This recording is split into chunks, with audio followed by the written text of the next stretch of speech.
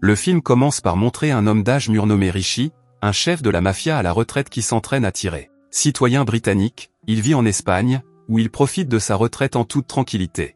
Cet après-midi-là, Rishi et sa fille déjeunent et il révèle que son grand frère Charlie, qui vit en Angleterre, lui manque. La scène change pour montrer Charlie en train de parler de Rishi avec quelques-uns de ses amis.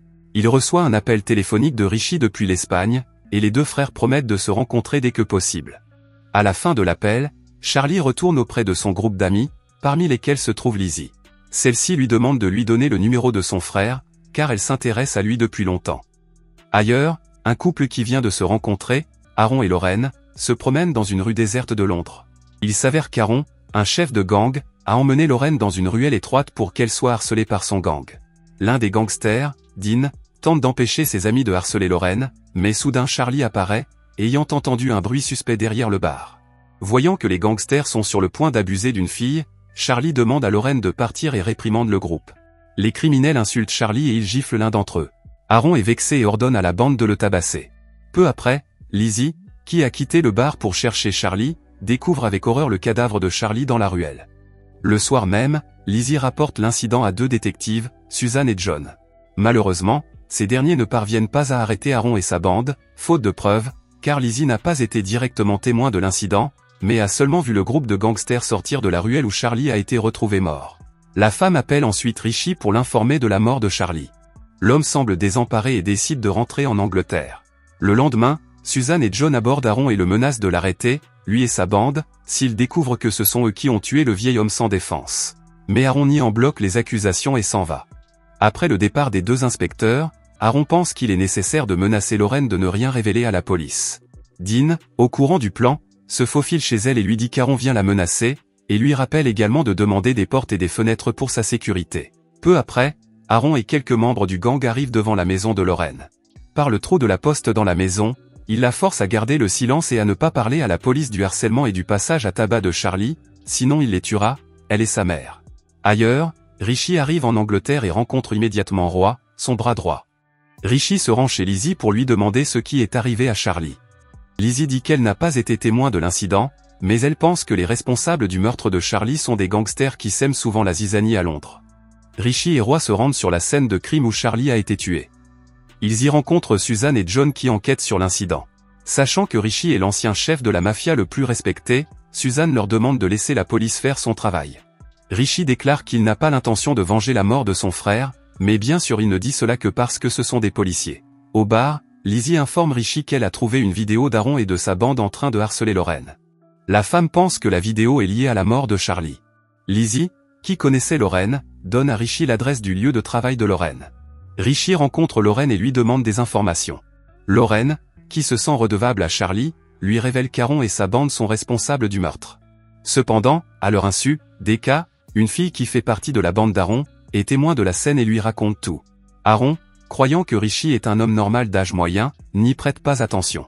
La scène change pour montrer Rishi et ses collègues de la mafia réunis à l'enterrement de Charlie.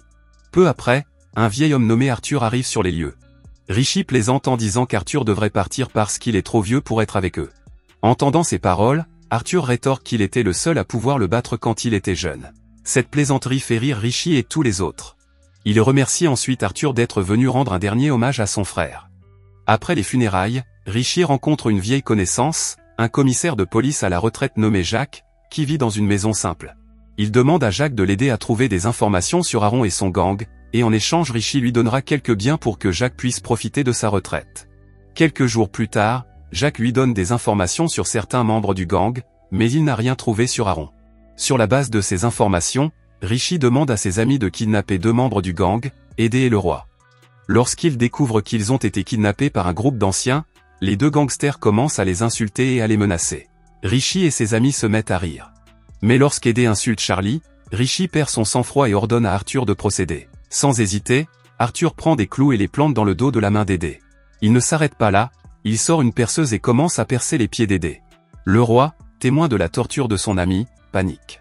Ne voulant pas être torturé, le roi est prêt à aider Rishi et promet de faire sortir Aaron de sa cachette.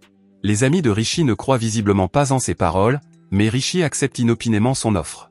Une fois libéré, le roi saisit soudain une arme pour tirer sur Rishi, mais avant d'appuyer sur la gâchette, Rishi tue le roi. L'homme déclare qu'il ne croyait pas aux paroles de le roi mais qu'il ne voulait pas tuer une personne sans défense. Alors qu'il s'apprête à interroger Édée, il découvre qu'il est mort d'une crise cardiaque due à la peur. Ailleurs, Aaron semble contrarié par la disparition de 2 de ses membres. Il pense qu'ils ont été attaqués par le gang rival. Le lendemain, Richie retourne voir Lorraine pour lui demander plus d'informations. La jeune fille dit à Richie qu'un des membres du gang, JB, se trouvait sur le parking. Soudain, Suzanne, la détective, arrive et révèle qu'elle est sa mère. Elle demande alors à Richie de ne pas mêler sa fille à ses problèmes. La scène suivante se déroule dans un parking. JB, qui a vu Arthur seul dans le parking, le prend pour un vieil homme sans défense et tente de le voler. Cependant, après qu'Arthur a dégainé une épée, JB s'enfuit à bicyclette. Mais ce n'était qu'un piège, car JB se retrouve dans la camionnette de Richie. Les hommes de Richie pendent JB la tête en bas dans le bâtiment abandonné de tout à l'heure. Richie lui demande où se trouve Aaron, mais JB refuse de révéler quoi que ce soit.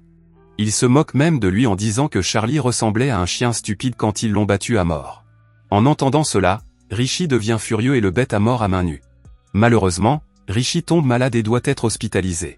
Quelques jours plus tard, Aaron et sa bande préparent leurs armes pour faire face aux attaques des bandes ennemies. Soudain, Lorraine se présente au quartier général pour le rencontrer.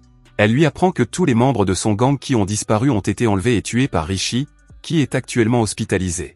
Aaron, accompagné des membres de son gang, arrive à l'hôpital et prend Lorraine en otage. Il ordonne à ses membres de se disperser pour retrouver Richie. Peu après, 2 membres du gang trouvent la chambre de Richie et tirent sur le lit, pensant que Richie y est allongé. Cependant, à leur insu, Richie et ses amis apparaissent derrière eux et ouvrent le feu. Aaron, qui se trouve dans l'ascenseur, entend les coups de feu et comprend immédiatement que Richie l'a piégé. Suspicieux, il consulte le téléphone de Lorraine et découvre qu'elle et Richie avaient prévu de les piéger, lui et sa bande. Aaron se met en colère et tente de la tuer. Heureusement, Dean arrive pour l'aider et pousse Aaron au sol. Une fusillade féroce s'engage entre le groupe de Richie et celui d'Aaron. Lorraine, réalisant que la situation devient incontrôlable, contacte immédiatement Suzanne. Peu après, Dean tente de sauver Lorraine et l'emmène loin de l'hôpital. Mais Aaron le découvre et la prend en otage pour obliger Richie à déposer ses armes. Richie et ses amis n'ont d'autre choix que de sortir de leur cachette. Par derrière, Dean parvient à désarmer Aaron, et son arme ricoche en direction de Richie. Avant que Richie ne puisse recharger son arme, Aaron pointe une autre arme sur lui. Au même moment, Suzanne et quelques membres de la police arrivent sur les lieux et tuent Aaron parce qu'il pointe son arme sur Richie. Après l'incident, Richie se repose sur un lit d'hôpital. Suzanne s'approche de lui pour le remercier d'avoir sauvé sa fille. Quelques jours plus tard, Richie organise une grande fête au club. Il y rencontre Lizzie, qui lui révèle qu'elle s'intéresse à lui. Cependant, lorsqu'il lui demande de l'accompagner en Espagne, Lizzie refuse car elle ne veut pas quitter l'Angleterre, qu'elle considère comme sa maison. À la fin du film, les amis de Richie sont tristes lorsque l'hélicoptère privé de son ami décolle pour l'Espagne. Mais Richie apparaît alors de manière inattendue dans le dos de ses amis, révélant qu'il a choisi de rester en Angleterre pour y vivre. Dans une dernière scène, Richie et ses amis se préparent à détruire le crime à Londres en guise d'expiation pour leurs péchés passés. Abonnez-vous pour plus de vidéos comme celle-ci, activez les notifications et laissez un like pour aider la chaîne à grandir. Merci d'avoir regardé.